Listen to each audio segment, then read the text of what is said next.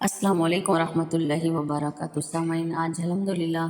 ہم اپنے درس قرآن کا آغاز کرتے ہیں سورۃ آل عمران کی آیت نمبر 121 سے۔ اللہ رب العزت سے دعا ہے کہ اس کا ایک ایک لفظ ہمیں صحیح سمجھنے سمجھانے کی توفیق دے اور ہمارے عمل کا حصہ بنا دے، آمین۔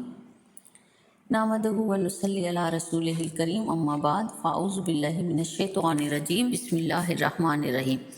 رب اشرح لی صدری ویسر لی امری واحلل عقدۃ من لسانی یفقہوا قولی، ربی زدنی علما،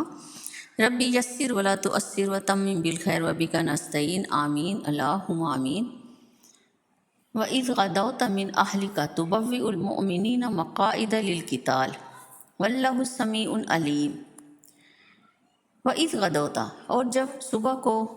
تو نکلا، من أَهْلِكَ اپنے گھر والوں سے، تُبَوِّئُ الْمُؤْمِنِينَ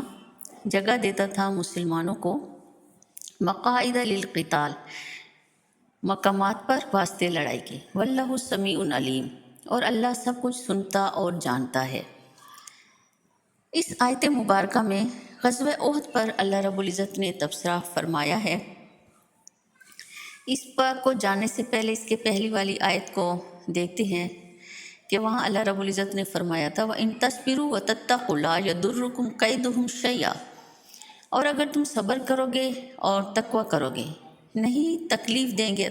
تم کو مکر ان کا، یعنی کفار کا مکر یا ان کی چالیں تمہیں کوئی تکلیف نہیں پہنچائیں گے۔ ان اللہ بما یعملون محیط، بے شک اللہ تعالیٰ جو بھی وہ عمل کرتے ہیں اس کو گھیرے ہوئے ہیں۔ تو یہاں اللہ رب العزت صبر اور تقوی کی تعلیم دے رہے ہیں اور مسلمانوں کو یہ سکھایا جا رہا ہے، بتایا جا رہا ہے کہ کسی طرح کے بھی حالات ہوں اس میں صبر کرنا ہے، تقوی کرنا ہے، اور کافروں کی تو ہر چال پر اللہ رب العزت کی نظر ہے، وہ بچ کر کہاں جائیں گے۔ تو آیت نمبر 121 میں اللہ رب العزت جنگ احد پر تبصرہ فرماتے ہیں۔ تو جنگ احد جو ہے غزوہ بدر کے بعد 3 ہجری میں لڑی گئی تھی۔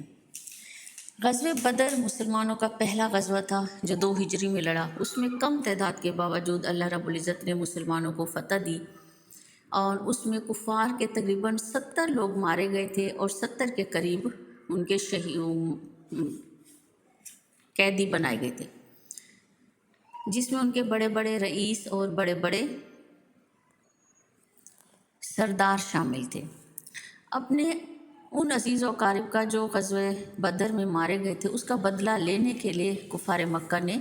غزوہ احد کی تیاریاں شروع کی۔ جب آپ صلی اللہ علیہ وسلم کو آپ کے چچا حضرت عباس نے یہ اطلاع دی کہ کفار ایک بڑی تعداد میں مسلمانوں سے لڑنے کے لیے مدینے کی طرف روانہ ہو رہے ہیں، واضح ہے کہ حضرت عباس رضی اللہ تعالیٰ عنہ اس وقت مسلمان ہو چکے تھے لیکن مکے میں ہی مقیم تھے۔ تو جیسی آپ صلی اللہ علیہ وسلم کو اطلاع ملی تو آپ صلی اللہ علیہ وسلم نے اس وقت سارے صحابہ سے مشورہ کیا کہ جنگ شہر کے اندر کی جائے مدینے کے، اور یا مدینے کے باہر کی جائے۔ تو اکثریت نے کہا کہ جنگ جو ہے وہ مدینے کے باہر کی جائے، لہٰذا آپ صلی اللہ علیہ وسلم اپنے ساتھیوں کو لے کر جب مدینے سے باہر احد کے مقام پر پہنچے تو وہاں آپ صلی اللہ علیہ وسلم نے صفوں کو اس طرح ترتیب دیا کہ احد کا پہاڑ جو تھا وہ پشت کی طرف ہو گیا، اور دشمن کے حملے کا خطرہ محسوس کرتے ہوئے آپ صلی اللہ علیہ وسلم نے 50 تیر اندازوں کا دستہ احد کی پہاڑی پر مقرر کیا تھا، جس کا ذکر اس آیت مبارکہ میں ہے کہ وَإِذْ غَدَوْتَ مِنْ أَهْلِكَ تُبَوِّئُ الْمُؤْمِنِينَ مَقَاعِدَ لِلْقِتَالِ، اور جب آپ صبح کو نکلے اپنے گھر والوں سے، من اہلی کا اپنے گھر والوں سے نکلے، اور تبوئ المؤمنین جگہ دیتے تھے مسلمانوں کو مقاعد للقتال واسطے لڑنے کے، ان مقامات پر ترتیب دیا آپ صلی اللہ علیہ وسلم نے، جس کی قیادت، اس دستے کی قیادت حضرت عبداللہ بن جبیر رضی اللہ تعالیٰ عنہ کر رہے تھے۔ جس پہاڑی پر یہ دستہ مقرر کیا اس کو جبل رمات یعنی تیر اندازوں والی گھاٹی کہتے ہیں۔ آپ صلی اللہ علیہ وسلم نے اس دستے کو خاص ہدایت کی تھی کہ اگر فتح بھی ہو جائے تو اپنی جگہ نہیں چھوڑنا۔ جب جنگ کا آغاز ہو گیا تو حضرت حمزہ رضی اللہ تعالیٰ عنہ، حضرت علی رضی اللہ تعالیٰ عنہ، حضرت ابو دجانہ رضی اللہ تعالیٰ عنہ نے دشمنوں کی فوجوں میں گھس کر لاشوں کے ڈھیر لگا دیے، اور پے در پے مسلمانوں کے حملوں سے کفار کے پاؤں اکھڑ گئے، تو کفار کی فوج نے بھاگنا شروع کر دیا۔ جب جو دستہ گھاٹی پر آپ صلی اللہ علیہ وسلم نے ترتیب دیا تھا، بٹھایا تھا، تو انہوں نے سمجھا کہ جنگ ختم ہو گئی، اور وہ جوش و خروش سے نعرے لگاتے ہوئے نیچے اترنے لگے تاکہ مال غنیمت کو جمع کر سکے۔ تو اس وقت حضرت عبداللہ بن جبیر رضی اللہ تعالیٰ عنہ نے انہیں آپ صلی اللہ علیہ وسلم کی تاکید یاد دلائی کہ آپ نے فرمایا کہ فتح ہونے کے بعد بھی اس جگہ کو نہیں چھوڑنا۔ تو کچھ جوشیلے لوگ جو تھے وہ نیچے آ گئے، تقریباً جبل رمات پر 10 تیر انداز آتا ہے کتابوں میں کہ وہ رہ گئے تھے۔ تو کافروں کی ایک فوجی دستے نے، جس میں حضرت خالد بن ولید بھی شامل تھے، اس وقت حضرت خالد بن ولید مسلمان نہیں ہوئے تھے، تو حضرت خالد بن ولید اور دوسرے کفار نے جو ہے وہ مل کر پیچھے سے حملہ کیا، جس سے کافی تیر انداز جو ہے وہ شہید ہو گئے، اور اسی دوران جو ہے وہ مسلمان اس طریقے سے جیتی ہوئی جنگ کو ہار گئے، اور بڑے بڑے صحابہ ان کے اس اچانک حملے سے شہید ہو گئے تھے۔ تو اسی واقعہ کا اس آیت مبارکہ میں ذکر کیا گیا ہے کہ آپ صلی اللہ علیہ وسلم نے مجاہدین کو بڑی حکمت سے مورچوں پر بٹھایا تھا، ساتھ اپنے سپاہیوں کو ترتیب دیا تھا، اور بڑی دور اندیشی سے کام لیتے ہوئے یہ ترتیب دیا گیا تھا، یہ سارا مورچوں پر بٹھانے والا کام۔ تو اللہ رب العزت اس وقت تمہاری گفتگو کو سن بھی رہا تھا اور تمہارے ارادوں کو بھی جان رہا تھا۔ آگے اللہ رب العزت فرماتے ہیں، اِذْ ہمت طائفتان منکم ان تفشلا واللہ ولیہما وعلی اللہ فلیتوکل المؤمنون۔ اِذ ہمت، جب قصد کیا تھا، ارادہ کیا تھا، طائفتان، دو فریقوں نے، دو جماعتوں نے، منکم، تم میں سے، ان تفشلا، یہ کہ بزدلی دکھائیں، واللہ ولیہما، اور اللہ دوست تھا ان کا۔ جن دو جماعتوں کا اس آیت مبارکہ میں ذکر ہے، ان میں سے ایک کا تعلق جو تھا وہ خزرج سے تھا، اور دوسرے کا تعلق اوس قبیلے سے تھا۔ ان کے اندر ایک بزدلی پیدا ہوئی، کیونکہ ان پر ظاہر ہو گیا تھا کہ مسلمان مدینے سے باہر جا کر لڑنے والے ہیں۔ حضرت جابر بن عبداللہ انصاری کہتے ہیں کہ یہ آیت ہمارے حق میں نازل ہوئی ہے، اگر جس میں ہمارا عیب بیان ہوا ہے کہ دو جماعتوں کے دل میں بزدلی پیدا ہو گئی، لیکن آگے اللہ رب العزت نے خود ہی کہہ دیا واللہ ولیہما، کہ اللہ دوست تھا ان کا، اللہ ان کا مددگار تھا۔ تو اس سے پتہ چلتا ہے کہ ایمان ہونے کے باوجود اگر انسان کے دل میں کوئی خوف یا کوئی کمزوری آئے تو اللہ رب العزت اس کو معاف فرمانے والے ہیں، کیونکہ اللہ رب العزت کو پتہ ہے کہ انسان کمزور پیدا ہوا ہے۔ اس لیے آپ صلی اللہ علیہ وسلم کو جب جنگ احد کی اطلاع ملی تو آپ صلی اللہ علیہ وسلم نے صحابہ کے سامنے یہ سوال رکھا تھا، مشورہ کیا تھا کہ جنگ مدینے کے اندر کی جائے یا باہر کی جائے۔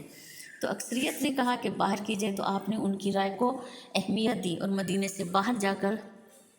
احد کے مقام پر پڑاؤ ڈالا۔ تو جنگ میں کامیابی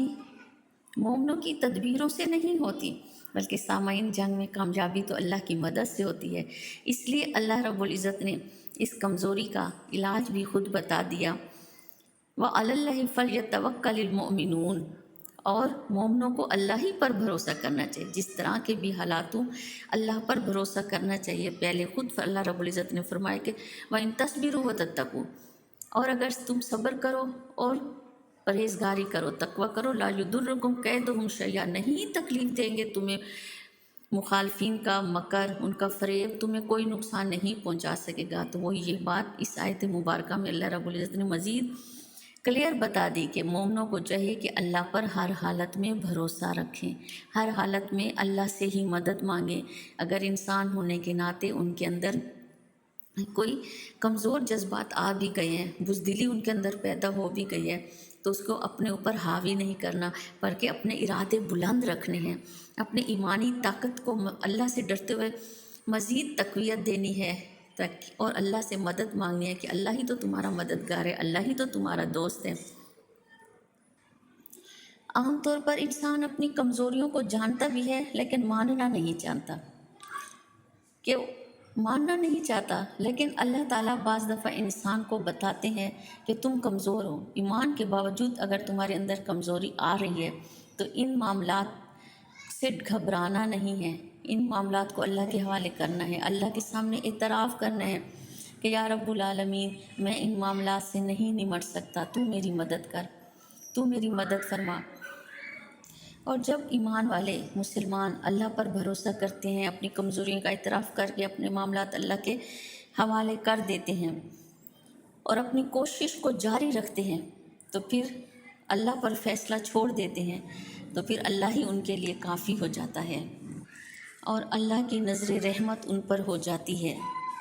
تو سامعین، اس آیت مبارکہ سے ہمیں پتہ چلا کہ وقت اور حالات کوئی بھی ہوں، ہمیں اپنی صبر کے مطابق ان سے نمٹنا ہے، ان پر صبر کرنا ہے اور اللہ کے احکام کے مطابق زندگیاں گزارنی ہے اور ہر مشکل کا مقابلہ صبر کے ساتھ اور تقوی کے ساتھ کرنا ہے، تاکہ اللہ رب العزت بہترین کارساز ہے اور وہ ہمارے لیے بہتر سے بہترین رستے نکالے گا جب ہم اپنے سارے معاملات اس کے سپرد کر دیں گے اور صبر سے کام لیں گے۔ تو اللہ رب العزت ہمیں بہترین صبر کرنے والوں میں بنائے، آمین۔ وآخر دعوانا ان الحمد للہ رب العالمین۔ سبحانک اللہم و بحمدک اشہد ان لا الہ الا انت استغفرک و اتوب الیک۔